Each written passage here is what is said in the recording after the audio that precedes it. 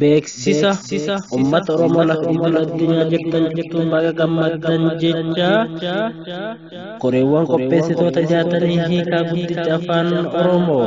Grand Afaan Oromoo Translation Project baga gammaddan isiniin jedhan ammas irra deebi'uudhaan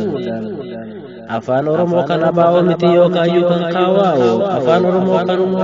oddiyoo miti yookaan yoo kaafaa'u afaan Oromoo kan waaqeffataa miti afaan Oromoo kan musliimotaa miti afaan Oromoo kan kiristaanaa miti kan eenyu dharee yoo jettaniif afaan Oromoo kan uummata Oromoo hundaati kanaafuu isa guddisuun gahee hunda keenyaati jedhee Abdiisaa Baanchaa Jaarraa eegaa maarree marti keenya jaatanii hiikaa afaan Oromoo irratti hirmaan marsariitii hojiin kun irratti hojjetamaa jiru irratti wal affeeraa waliin hojjanna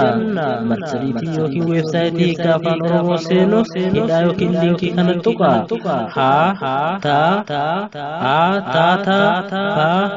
tuqaa lama sarara dalgaa lama